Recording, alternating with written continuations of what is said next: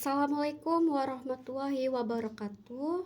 Saya akan membawakan presentasi proses pembuatan aluminium, magnesium, dan titanium. Sebelumnya, perkenalkan anggota kelompok saya. Ada Alvin Noval Bagaskara, Bilal Asyawali, Dinda Febi Rahma, Muhammad Ayub. Urutan dalam pembahasan yang akan kita bahas adalah proses pembuatan tembaga, proses pembuatan aluminium, proses pembuatan magnesium, dan proses pembuatan titanium. Nah, kita sudah memasuki tahapan awal nih. Apa sih pengertian dari tembaga? Tembaga adalah sebuah unsur-unsur kimia dengan lambang Cu dan nomor atom 29. Logam ini termasuk dalam golongan logam transisi pada tabel periodik. Nah, bagaimana sih proses pembuatan tembaga? Yang pertama ada penambangan. Penambangan dapat dilakukan secara terbuka untuk deposit yang dekat permukaan atau bawah tanah untuk deposit yang lebih dalam. Yang kedua ada konsentrasi. Setelah biji ditambang, kandungan tembaga di dalamnya masih sangat lemah. Ada tahapannya yaitu penggerusan dan penggilingan. Biji dihancurkan menjadi partikel-partikel kecil menggunakan penghancur atau crusher dan penggiling atau grinder. Yang kedua ada flotasi. Partikel-partikel biji yang sudah halus kemudian dicampur dengan air dan reagen kimia tertentu dalam tangka flotasi. Yang ketiga ada peleburan smelting, yaitu konsentrat tembaga hasil flotasi kemudian diproses lebih lanjut melalui peleburan untuk menghilangkan belerang dan besi. Tahapan ini meliputi panggangan roasting. Konsentrat tembaga dipanaskan di udara untuk menghasilkan sebagian belerang dalam bentuk sulfur dioksida dan mengubah sulfida menjadi oksida besi. Peleburan dalam tungku atau smelting in furnace. Material hasil panggang kemudian dilebur dalam tungku, seringkali dengan tambahan flux untuk membantu pembentukan terak atau slag. Yang ketiga ada matte, lapisan bawah yang merupakan campuran sulfida tembaga dan besi cair. Yang keempat ada terak, lapisan atas yang mengandung oksida besi, silika, dan pengotor lainnya, kemudian terak dipisahkan dan dibuang. Yang kelima ada konverter, matte dari tungku peleburan kemudian dimasukkan ke dalam konverter. Udara atau oksigen ditiupkan melalui matte cair, mengoksidasi sulfida besi menjadi oksida besi dan kemudian bereaksi dengan silika berbentuk terak. Yang keempat ada pemurnian atau refining. Tembaga kasar masih mengandung pengotor yang dapat mengurangi konduktivitas listriknya. Oleh karena itu, perlu dilakukan proses pemurnian lebih lanjut. Yang pertama ada pemurnian api atau fire refining. Tembaga kasar dilebur kembali dan udara ditiupkan melaluinya untuk mengoksidasi pengotor-pengotor yang tersisa. Pengotor ini kemudian dihilangkan sebagai terak. Tembaga yang dihasilkan dari proses ini disebut dengan tembaga anoda. Yang kedua ada pemurnian elektrolitik atau elektrolytic refining.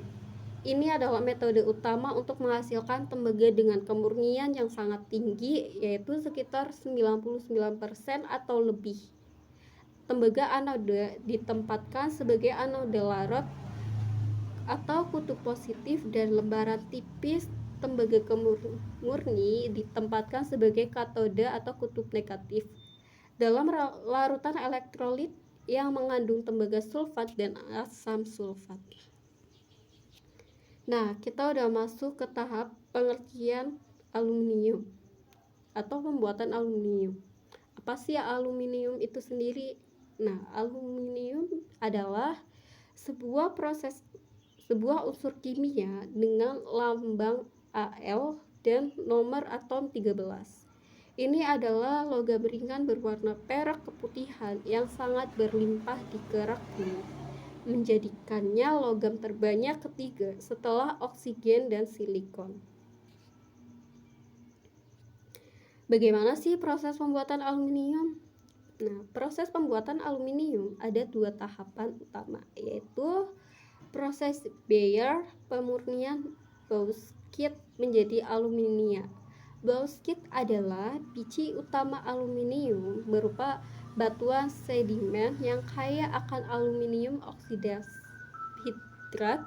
Bauxit ditambang lalu diangkut ke pabrik pengolahan. Tahapan proses Bayer adalah sebagai berikut, yaitu penghancuran dan penggilingan atau biji bauxit dihancurkan dan digiling hingga menjadi bubuk halus untuk meningkatkan luas permukaannya. Yang kedua ada pencampuran dengan soda api atau larutan natrium hidroksida NaOH. Bubuk bauxit dicampurkan dengan larutan NaOH pekat dan dipanaskan di bawah tekanan tinggi dalam bejana bertekanan atau digester. Yang ketiga ada pemisahan lumpur merah, yaitu larutan natrium aluminat yang panas kemudian dipisahkan dari lumpur merah melalui filtrasi atau pengendapan. Lumpur merah ini merupakan limbah yang perlu ditangani dengan hati-hati. Nah, yang ke tahapan selanjutnya ada pendinginan dan pengendapan, yaitu larutan natrium aluminat yang bersih didinginkan saat pendingin dan ditambahkan kristal bibit atau seed kristal dari aluminium hidroksida untuk memicu pengendapan aluminium hidroksida murni. Yang selanjutnya ada kalsinasi, pemanasan aluminium hidroksida murni yang telah mengendap disaring dan kemudian dipanaskan pada suhu yang sangat tinggi, sekitar 1000 sampai 1200 Celcius dalam tungku berputar atau kiln. Proses ini menghilangkan molekul air dan menghasilkan alumina yang kering dan berwarna putih. Sering disebut dengan aluminium oksida atau korundum. Tahapan kedua ada proses Hall-Héroult, yaitu peleburan aluminium menjadi aluminium logam. Alumina murni yang dihasilkan dari proses Bayer kemudian diubah menjadi aluminium logam melalui proses elektrolisis yang dikenal sebagai proses Hall-Héroult. Ini adalah proses yang sangat intensif energi. Tahapan proses Hall-Héroult sel elektrolitik, yaitu alumina dilarutkan dalam bak besi yang terbuat dari baja berlapis karbon yang disebut sel elektrolitik atau pot. Di dalamnya terdapat lelehan kriolit yang berfungsi sebagai pelarut. Kriolit memiliki titik lebur yang rendah dari alumina, sehingga memungkinkan elektrolisis pada suhu yang lebih rendah sekitar 950 sampai 980 Celcius. Elektrode karbon. Sel elektrolitik dilengkapi dengan anoda karbon atau kutub positif yang menggantung ke dalam lelehan dan lapisan dasar karbon pada bak fungsi sebagai katode atau kutub negatif. Elektrolisis itu arus listrik yang searah yang sangat kuat dialirkan melalui lelehan. Di anoda atau karbon, ion oksida dari alumina bergerak ke anoda dan bereaksi dengan karbon membentuk gas karbon dioksida. Karena reaksi ini, anoda karbon akan terkonsumsi dan harus diganti secara berkala. Yang kedua ada di katoda atau dasar bak. Ion aluminium bergerak ke katoda dan menerima elektron berubah menjadi aluminium logam cair. Pengambilan aluminium cair yang lebih padat akan mengendap di dasar sel dan secara berkala disedot keluar untuk dicetak menjadi ingot atau digunakan langsung untuk proses selanjutnya. Nah, kita udah masuk ke tahapan dari magnesium. Apa sih pengertian dari magnesium? Magnesium adalah unsur kimia dengan lambang M besar dan G kecil dan nomor atom 12. Ia termasuk golongan logam alkali tanah pada tabel periode. Magnesium adalah logam berwarna putih keperakan yang sangat ringan. Bagaimana proses pembuatan magnesium? Proses pembuatan magnesium sama seperti aluminium. Tidak bisa dilakukan dengan menambang langsung logam murni karena magnesium adalah logam yang sangat reaktif. Magnesium diekstrak dari sumber-sumber yang mengandung senyawa magnesium seperti air laut, air asin, mineral tertentu misalnya dolomit dan magnesit.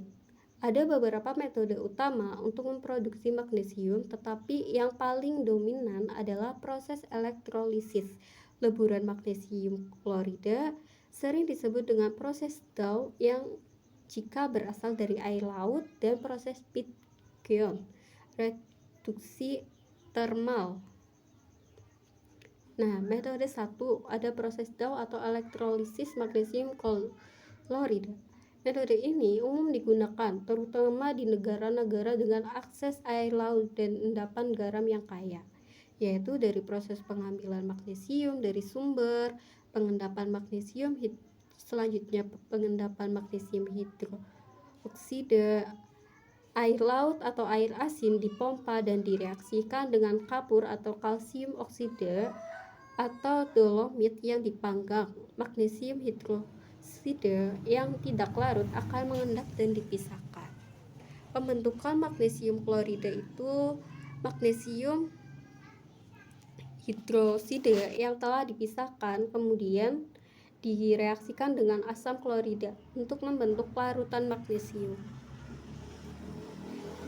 Metode magnesium hidroksida yang telah dipisahkan kemudian direaksikan dengan asam klorida untuk membentuk larutan magnesium klorida. Larutan itu sendiri diuapkan dan dipisahkan untuk menghilangkan sebagian besar air dan menghasilkan magnesium hidrat.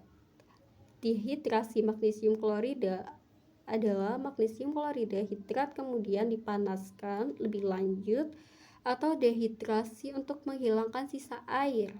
Proses ini sangat penting karena air dapat mengganggu proses elektrolisis dan menyebabkan pembentukan magnesium oksida. Elektrolisis leburan magnesium klorida dilebur dalam sel elektrolitik pada suhu tinggi, yaitu sekitar 700 sampai 750 Celcius. Sel elektrolitik ini memiliki anoda karbon atau kutub positif dan katoda baja atau kutub negatif. Arus listrik searah dialirkan. Di katoda, ion magnesium menerima elektron dan berubah menjadi logam magnesium cair. Di anoda, ion klorida kehilangan elektron dan berubah menjadi gas klorin. Gas klorin ini dapat dikumpulkan dan digunakan kembali untuk membuat magnesium cair yang terbentuk mengendap di dasar sel karena lebih padat dari lelehan magnesium klorida dan secara berkala. Nah, proses pembuatan kedua itu ada proses Pitgeon atau reduksi termal. Metode ini dominan digunakan di Cina. Ini adalah proses reduksi pada suhu tinggi. Penyiapan bahan baku. Bahan baku utama adalah dolomit atau magnesit. Dolamit dipanaskan pada suhu tinggi atau kalsinasi untuk menghasilkan campuran magnesium oksida dan kalsium oksida. Agen produksi digunakan ferrosilikon, paduan besi dan silikon. Reduksi dalam tungku atau retort adalah campuran antara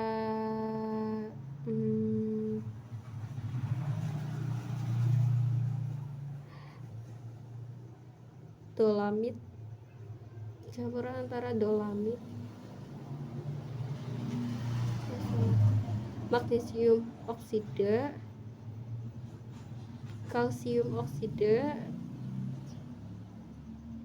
dan ferrosilikon dipanaskan dalam tungku khusus atau retorat pada suhu sangat tinggi sekitar 1100 sampai 1200 Celcius di bawah vakum.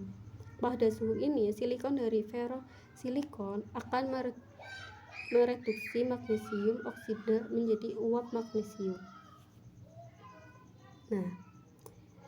Uap magnesium yang dihasilkan kemudian didinginkan dengan cepat di bagian retorat yang lebih dingin, tempat ia mengembun menjadi magnesium padat berbentuk kristal. Proses ini penting untuk mencegah magnesium bereaksi kembali dengan udara. Yang kedua ada pemurnian. Magnesium yang dihasilkan dari proses ini masih mengandung sedikit pengotor. Kristal magnesium ini kemudian dilebur kembali, dimurnikan, dan dicetak menjadi ingot atau bentuk lainnya. Perbandingan singkatnya, proses Dow atau elektrolisis adalah lebih efisien dalam skala besar, cocok untuk sumber air laut atau asin, menghasilkan gas klorin sebagai produk sampingan yang dapat dimanfaatkan, membutuhkan banyak energi listrik. Sedangkan proses Pitgon, produksi termal, lebih umum di Cina, cocok untuk sumber mineral padat, kurang efisien energi dibandingkan elektrolisis, tetapi bisa menggunakan sumber energi termal langsung. Kedua proses ini bertujuan untuk menghasilkan logam magnesium murni yang kemudian dapat digunakan untuk berbagai aplikasi, terutama sebagai panduan ringan yang penting di industri otomotif dan kedirgantaraan. Kita sudah memasuki tahapan akhir, yaitu titanium. Apa sih titanium? Titanium adalah sebuah unsur kimia dengan lambang T dan I kecil dan proses atom 2 dan nomor atom 22. Logam ini termasuk dalam golongan logam transisi. Titanium dikenal karena kombinasi sifat-sifat yang luar biasa, membuatnya sangat berharga dalam berbagai aplikasi canggih. Bagaimana proses pembuatan titanium? Proses pembuatan titanium sangat menantang dan mahal karena sifat reaktifnya yang tinggi terhadap oksigen, nitrogen, dan hidrogen pada suhu tinggi. Oleh karena itu, titanium tidak dapat diproduksi dengan metode pengeleburan tradisional seperti logam lainnya. Metode komersial utama untuk memproduksi titanium logam disebut proses Kroll. Ada juga proses Hunter yang lebih tua dan kurang ekonomis, namun menghasilkan titanium yang sangat murni. Metode utama yang digunakan secara komersial adalah proses Kroll. Proses klorinasi biji, yaitu bahan baku biji titanium, misalnya rutil atau ilmenit. Proses biji direaksi dengan klorin dan karbon pada suhu tinggi. Hasilnya adalah gas titanium terakloida mentah. Kedua ada pemurnian TiCl4, yaitu TiCl4 mentah disaring dan didistilasi berulang untuk menghilangkan pengotor. Hasil TiCl4 murni berbentuk cairan. Yang ketiga ada reduksi TiCl4 atau pembentukan spons titanium, yaitu agen pereduksi. TiCl4 murni direaksikan dengan magnesium cair pada suhu tinggi dalam atmosfer arogan atau inert. Hasilnya adalah spons titanium padat, titanium berpori, dan magnesium klorida cair. Yang keempat ada pemisahan dan peleburan, yaitu spons titanium dipisahkan dari sisa magnesium klorida melalui kristalisasi vakum. Spons titanium murni kemudian dilebur dalam tungku busur vakum untuk membentuk ingot titanium padat. Singkatnya, kita mulai dengan biji titanium, mengubahnya menjadi cairan TiCl4 yang dimurnikan, lalu mereduksinya menjadi spons titanium menggunakan magnesium, dan akhirnya melebur spons tersebut menjadi logam titanium murni. Proses ini membutuhkan lingkungan yang sangat terkontrol dan banyak energi. Sekian presentasi dari saya, Dinda Febi Rahma. Terima kasih.